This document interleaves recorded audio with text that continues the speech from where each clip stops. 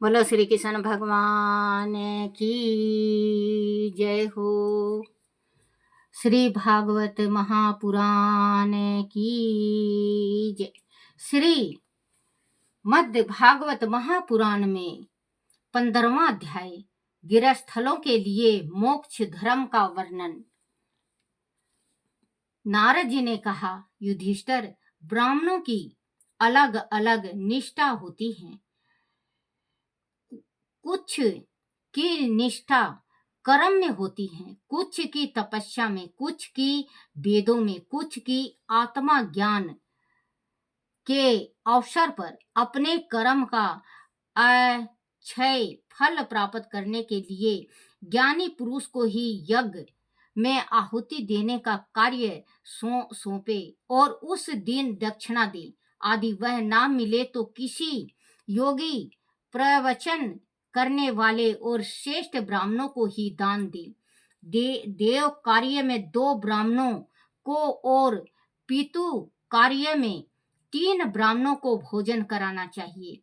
श्रद्धा कर्म में बहुत अधिक दिखावा नहीं करना चाहिए, इससे श्रद्धा कर्म ठीक से नहीं हो पाता। देश काल के अनुसार ही ऋषि मुनियों को भोजन कराने से पूर्व देवता का भोग अवश्य लगाएं, तभी सभी कामनाएं पूर्ण होती हैं। पितरों को जितनी प्रसन्नता शाकाहारी भोजन से होती है, उतनी मांसाहारी भोजन से नहीं होती। पशु वध से उनकी आत्मा दुखी होती है कि किसी को कष्ट देना उन्हें पसंद नहीं होता। आत्मा संयम से कर्मों को छोड़ा जा सकता है। कर्मों का त्याग ही मोक्ष का मार्ग है। ज्ञानी पुरुष इस अच्छी प्रकार से जानते हैं। धर्म यज्ञ मनुष्य के लिए यही उचित है कि वह नित्य अविषयान से हवन करे और सदैव संतुष्ट रहें। बच्चों, जैसे कि कोई मांसाहारी होता है और वो जवानी में ही पूरा हो जाता है, तो उसका अगर उनके परिवार करते हैं तो वो मांस बनाते हैं तो वो उस टाइम जीते हुए में लेता है, लेकिन मरने के बाद जब पीतर बन जाता है ना, तो मांसाहार भोजन नहीं करता। आपको कभी भी ये गलती नहीं करना चाहिए। कोई ब्राह्मण भी खाता है तो नरक के गामी होता है। देखो बच्चों, किसी का जी भी अगर कोई मार के खाता है तो बच्चों एक बात ये सोचो, अमर हो जाता है वो, उसकी उम्र मिल जाती है उसको। जो उस ये मुर्गा है, बकरा है जो काट के खाते हैं, तो उनकी उम्र क्या मिल जाती है। उनकी उम्र आपने जो घटाई है तो आपकी उम्र घटेगी। और आप तैयार रहना, जब आप पूरे हो गए तो वो जिससे मारे हो ना आप, उसी से आप को जाओगे ना मृत्यु लोक से, तो रास्ते में ही काट काट के फेंक देंगे। ये सोच लेना। भगवान ने जो इंसाफ कर रखी है ना, बिल्कुल सही कर रखी है। भगवान का इंसाफ बहुत अच्छा लगता है, किसी किसी को नहीं लगता। जैस करनी जस भोगहु ताता, नरक जात फिर काहे पछताता। क्योंकि जैसा इंसान करेगा। हमने तो ऐसी ऐसी औरतें भी देखी हैं बच्चों, जो कि मुर्गे का गला काट देती हैं। हम तो बच्चों सुन के और सोच के मेरे तो शरीर कांप जाता है। कोई आके बैठती है ना और बताती हैं कि मेरी सास ऐसी थी या मेरी जिठानी ऐसी या मैं ऐसी, मैं भगा देती हूँ उनको, मैं हट यहाँ से चल। क्योंकि बच्चों, किसी की जी मार के जी खाना, आपके उंगली में अगर मान लो मच्छी भी आप छील रहे हो, काट रहे हो, बना रहे हो और उंगली में लग गई, तो आप दर्द से छटपटा जाओगे, उसके ऊपर ही गुस्सा दिखाओगे। जो मांस बना रहे हो उसके ऊपर गुस्सा दिखाओगे आप। अरे उसकी तो आपने जिंदगी ले ली, आपकी उंगली में थोड़ी सी क्या लग गई, कि आपने सर जमीन और आसमान सिर पे उठा लिया। इतना इतना बच्चों, आज मैं अपनी हकीकत बता रही हूँ। मैं जल गई। डॉक्टर ने अंडा बताया। डॉक्टर ने अंडा बताया कि अंडा दे दो खाने को, भर जाएगा, क्योंकि मैं बहुत ज्यादा जली हूँ बच्चों। बच्चों, माँ की कृपा थी। ये सोच लो, माँ की कृपा छोटे ही पन से है मेरे सिर पे। तो जिस टाइम अंडा लेके मेरे पति किसी से मंगाए, उसको क्या बना के कि क्या करके कि क्या होता है मुझे नहीं मालूम बच्चों। जैसे ही मेरे सिरहाने में वो खड़ा हुआ, माँ भगवती इतने जले हुए के ऊपर खेल गई। आज मैं अपनी हकीकत असलियत बता रही हूँ बच्चों। मेरे शरीर के अंदर खेल गई और मैं 95% जली थी। और मेरे सुंडी से बगल में चीरा लगा हुआ था, एक बोतल सा डाल रखा था, उसी में जूस वगैरह कुछ भी, मतलब जो लिक्विड चीज होता, उसी जैसे मिटिया तेल का कुप्पी नहीं होता है बच्चों, उस वैसे कुप को डाल रखा था पेट के अंदर। तो उसी में डालते थे सारा चीज। तो बच्चों, क्योंकि माँ भगवती की कृपा थी। हे मेरी माँ भगवती, आज तो मैं कहती हूँ धन धन मेरी जिंदगी, जो आपने अनरत होने से बचा लिया। अनरत होने से बचा लिया माँ भगवती ने। आज मैं, कहते हैं सब सुकड़ी पुकड़ी हैं, मैं ठीक हूँ बच्चों, मैं बिल्कुल ठीक हूँ। मैं बदसूरत हूँ, लेकिन मैं बहुत ठीक हूँ। मैंने बच्चों ये जंजाल नहीं खाया। माँ भगवती ने मेरा हाथ पकड़ लिया। कहते हैं बच्चों, पकड़ ले हाथ माँ भवानी, कहीं छूट ना जाए।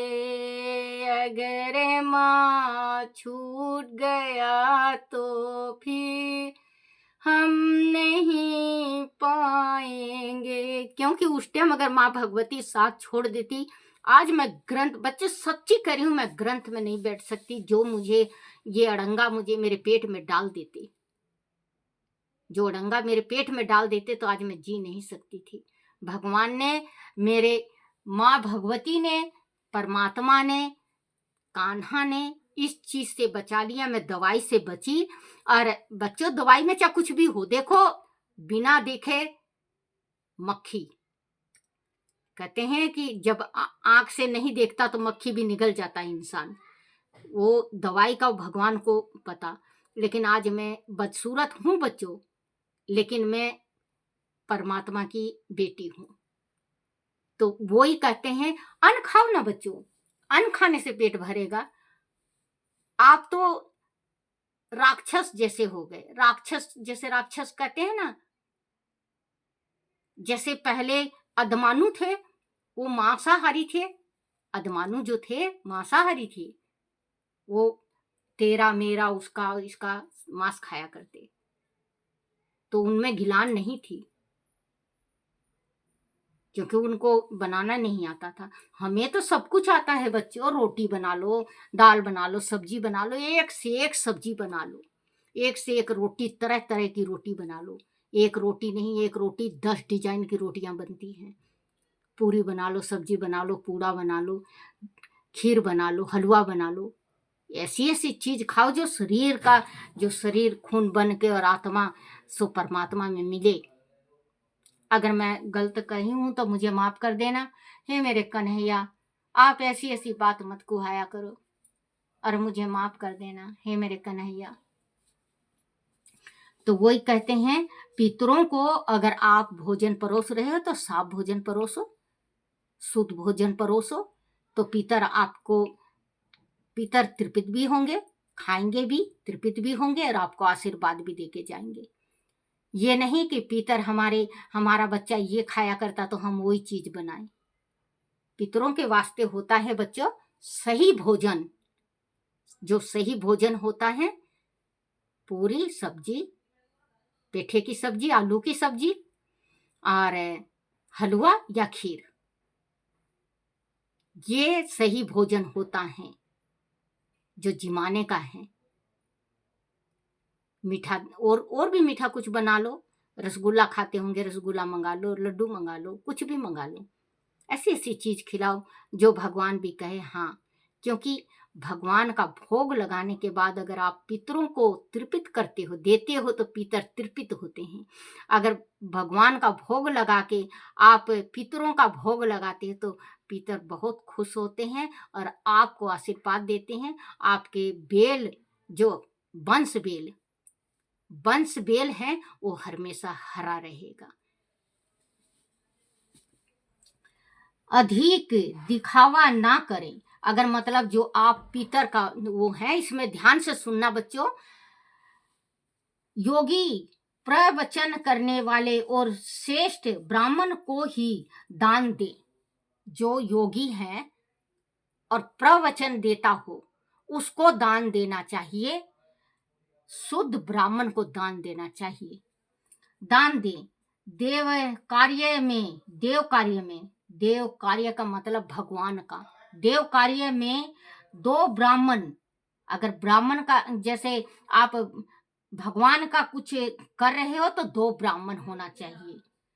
दो ब्राह्मण को, और पितु कार्य मतलब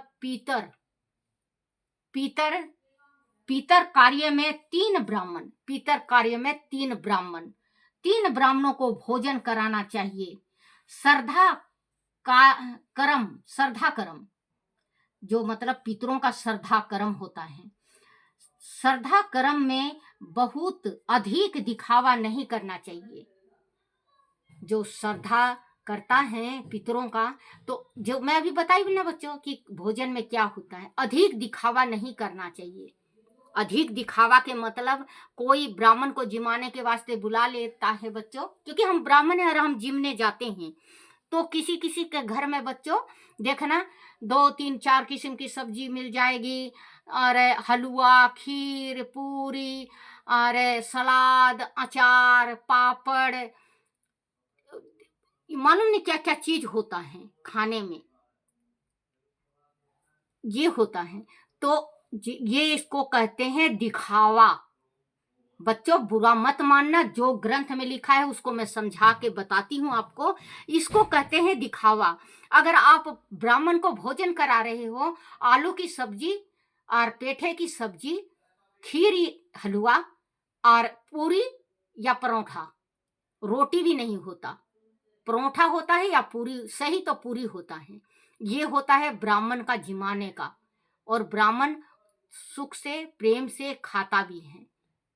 आप कभी दिखावा पितरों का नहीं करना चाहिए। इसमें लिखा हुआ है पितु कार्य में 3 ब्राह्मणों को भोजन कराना चाहिए। श्रद्धा कर्म बहुत अधिक दिखावा नहीं करना चाहिए। इससे श्रद्धा कर्म ठीक से नहीं हो पाता। इससे श्रद्धा कर्म ठीक से नहीं होता। आपने 1000 चीज परोस दिया है, तो आपके जो जिमने आया है ब्राह्मण, वो एक ही रोटी खाएगा, एक फुल्का खाएगा, एक पूरी खाएगा, क्योंकि वो आपने परोस रखा, उसको भी तो खाना है। तो आप ये ऐसा चीज बनाओ कि ब्राह्मण के पेट में 3 रोटी तो जरूर जाए। ब्राह्मण के पेट में 3 रोटी तो जरूर जाए। और इस स्वादिष्ट सब्जी बनाओ कि ब्राह्मण 2 रोटी खाता है तो 1 रोटी मांग के खाए। और ब्राह्मण अगर पेट भर के खा ले तो आप जबरदस्ती मत करना, नहीं तो ब्राह्मण ज्यादा खा लेगा, मर जाएगा, आपको ब्रह्म हत्या लगेगा। किसी किसी के घर में ब्रह्म हत्या का दोष इसी वास्ते लगता है कि आपके घर का खाया हुआ अन्न उसके पेट में होता है और वो ब्राह्मण मर जाता है, तो ब्रह्म हत्या लगती है बच्चों। चाहिए, इससे ज्यादा कर्म ठीक से नहीं हो पाता। देश काल के अनुसार ही ऋषि मुनियों को भोजन कराने से पूर्व देवता का भोग अवश्य लगाना, तभी सभी कामना पूर्ण होगा। देखो बच्चों, काल के अनुसार, जैसे काल के अनुसार, जैसे अपने शरीर के हैसियत से, काल के अनुसार ही ऋषि मुनियों को, जैसे ऋषि को आपने बच्चों कभी देख लेना कि आप अगर सोचोगे कि 2 ऋषि हैं, इनको भोजन करा दो, तो 2 ऋषि को बिठाओगे, कम से कम 10-12 ऋषि आ जाते हैं ना बच्चों। वो भगवान की इजाजत से आते हैं। आपका पुण्य उगता है तो आपके घर में ऋषि आके भोजन करता है। आप भोजन कराओ ऋषि को या महंत को, साधु को, सन्यासी को, तो आप पहले भगवान का भोग लगाओ। भगवान का भोग लगाओ, जो खाना बना रखा उसी खाना में डाल दो, सारा भोग हो गया। फिर आप साधु संत को भोजन कराओ। आपका जो रसोई में अन्न है, मां अन्नपूर्णा की कृपा से कमी नहीं होगी। चाहे वो 2 आए ऋषि, 2 भी खाएंगे, 10 आएंगे तो 10 भी खाएंगे। आपका मन साफ होना चाहिए और आप भगवान का भोग लगा के उसमें भोग बना रखा वो। ऋषि मुनियों को भोजन कराने से पूर्व देवता का भोग अवश्य लगाएं, तभी सभी मनोकामनाएं पूर्ण होती हैं। पितरों को जितनी प्रसन्नता शाकाहारी, सुनना बच्चों, पितरों को जितना प्रसन्नता शाकाहारी भोजन से होती है उतनी मांसाहारी भोजन से नहीं होती। पशु वध से उनकी आत्मा दुखी होती है। पशु को मार के अगर भोजन बनाया जाए उनके पितरों के वास्ते तो उनका आत्मा दुखता है और वो श्राप दे जाते हैं। पशु वध से उनकी आत्मा दुखी होती है। किसी को कष्ट देना उन्हें पसंद नहीं होता। आत्मा संयम, क्योंकि जीते जी सब जानते हैं बच्चों और सब खाने में मस्त हैं। मरने के बाद सबको पता होता है कि आज इसको मैंने मारा तो आज मैं नरक में पड़ा हूं, तो ये पाप किया हूं तो नरक में पड़ा हूं। सभी को पता होता है, सभी जानते हैं और मानते नहीं। अपनी जिद से मानते नहीं, वो गलत कार्य कर ही लेते हैं। देखो बच्चों, मैं रोज आप लोगों को समझाती हूँ।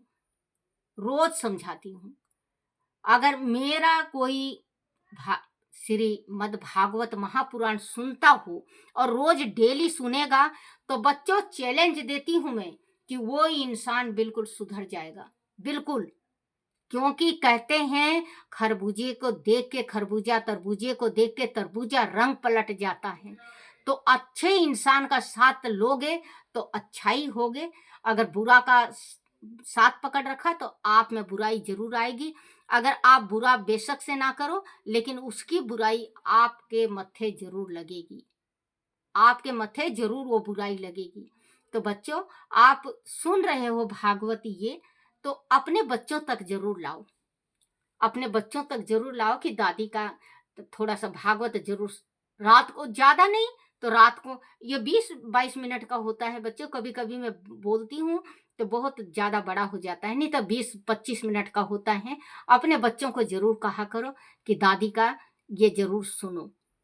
बच्चों, अगर बच्चे 10 दिन भी सुनेंगे तो आप खुद इस बात को देखना कि बच्चों में बदलाव आना स्टार्ट हो जाएगा। क्योंकि देखो बच्चों, जो मैं बोलती हूँ, मुझे बोलना नहीं आता। मैं छोटी सी गृहस्थी है मेरी, परिवार है मेरा, और मैं आम आदमी के जैसे हूँ। लेकिन मैं जब बैठती हूँ इसमें माँ के गद्दी में और मैं पढ़ती हूँ ये, तो भगवान मेरे से माँ भगवती भगवान कहवाता है। या मैं किसी का, मैं गद्दी में बैठती हूँ और कोई, देखो बच्चों मुझे कुछ नहीं आता, अगर कोई पूछता है अपने घर के बारे में भी, मैं उसका बिल्कुल सच्ची सच्ची जो जो घटा है वो और जो घटने वाला है वो भी मैं थोड़ा बता देती हूँ। क्योंकि माँ ने थोड़ा सा ज्ञान दे रखा है। तो बच्चों, अपने बच्चों को ये जरूर कहना, क्योंकि आपकी बुढ़ापे की डोर आपके बच्चों के हाथ में है। अभी जैसा शिक्षा दोगे वैसे ही आपके बच्चे आगे चलेंगे। कोई बच्चा ऐसा होता है कि वो एक चीज, जैसे धार्मिक चीज सुन लेगा तो उसके पीछे ही है। धार्मिक चीज उसको सुने बिना नींद नहीं आती। कोई बच्चा ऐसा भी है संसार में। कहते हैं माँ बाप अगर बुरे हों और बेटा बेटी अच्छा, तो माँ बाप को तार ले जाता है, और अगर बेटा बेटी खराब हैं तो सातों पीढ़ी को नरक में पहुंचा देता है। ये छोटी छोटी बात को आप अमल करो, ध्यान करो और अपने परिवार को संभालो तो जरूर संभलेंगे। एक संभलेगा तो जग संभलेगा। अगर एक है अच्छा पड़ोस में तो सबको अच्छा बना देगा, और एक चुगलखोर है तो सबको चुगलखोर बना देगा। तालाब में मछली एक गंदी होती है, सारी तालाब की मछलियां गंदी कहला देती हैं। तो बच्चों, आप ऐसे मत बनना, आप ऐसे बनो जैसे सरवन थे। आज तक मिसाल है सरवन। कोई बेटा ठीक होता है तो उसके माँ बाप के मुख से बस एक ही चीज निकलता है बच्चों, मेरा बेटा सरवन के जैसे है, मेरा बेटा राम के जैसे है। निकलता है ना बच्चों? हर एक माँ, हर एक बाप, पड़ोसी तक कह देगा, वाह क्या सरवन के जैसे पुत्र पैदा किए हैं। भगवान एक के घर जरूर ऐसा बेटा दे। कोई कोई बेटा और कोई कोई बेटी कहवा देते हैं। ये नहीं कि बेटा बेटा, बेटी भी कहवाते हैं। बेटी जो है वो भी कुहाती हैं। तो बच्चों, आप अपने बच्चों को छोटे ही पन से जिस लाइन पे भी लाओगे ना, जिस रास्ते पे चलाओगे उसी रास्ते पे चल जाएगा। वो आपकी इच्छा है। आप कांटे में अपने बच्चों को डाल रहे हो या फूलों पे, वो आपकी इच्छा है। भोजन से नहीं होती, पशु वध से उनकी आत्मा दुखी होती है। किसी को कष्ट देना उन्हें पसंद नहीं होता। आत्मा संयम से कर्मों को छोड़ा जा सकता है। कर्मों का त्याग ही मोक्ष का मार्ग है। जो कर्म को छोड़ता है, अपना गलत कार्य को छोड़ता है, तो ही स्वर्ग जाता है, उसको जब ही मोक्ष मिलता है। मोक्ष का मार्ग है। ज्ञानी पुरुष इसे अच्छी प्रकार से जानते हैं। धर्म यज्ञ मनुष्य के लिए यही उचित है कि वह नित्य हवन करे और सदैव संतुष्ट रहे। बोलो श्री कृष्ण भगवान की जय हो। ये 15 में बच्चे 15 अध्याय में है। आज मैंने सुनाया आपको गृहस्थलों के लिए मोक्ष धर्म का वर्णन, और कल इसी 15 में है अधर्म की संख्याएं। कल है अधर्म की संख्याएं कि अधर्म, और 15 ही में है बच्चों संतोष सबसे बड़ा धर्म है, और 15 में ही है लोभ का कभी अंत नहीं होता। लोभ का कभी अंत नहीं होता। और 15 में है बच्चों वैदिक कर्म। 15 में ही है ये सारा चीज। 15 में है बच्चों तत्व वेंता कौन है, तत्ववंता कौन है, 15 में ही है। और 15 में है पूर्व जन्म में नारद का अभिमान। जो पूर्व जन्म में, ये सब भागवत के 15 अध्याय में ये सारा है। आज एक अध्याय पढ़ी हूं मैं 15 का। ये गृहस्थलों के लिए मोक्ष धर्म का वर्णन। इसका मतलब जो गृहस्थी में है उसको कभी मीठ मट्टी नहीं खाना चाहिए। दूसरे का आत्मा को मार के नहीं खाना चाहिए, बहुत बड़ा पाप पड़ता है। आरती श्री भागवत भगवान की है आरती, पापियों के पाप को है तारती। आरती श्री भागवत भगवान की है आरती, पापियों के पाप को है तारती। बोलो श्री कृष्ण भगवान की जय हो।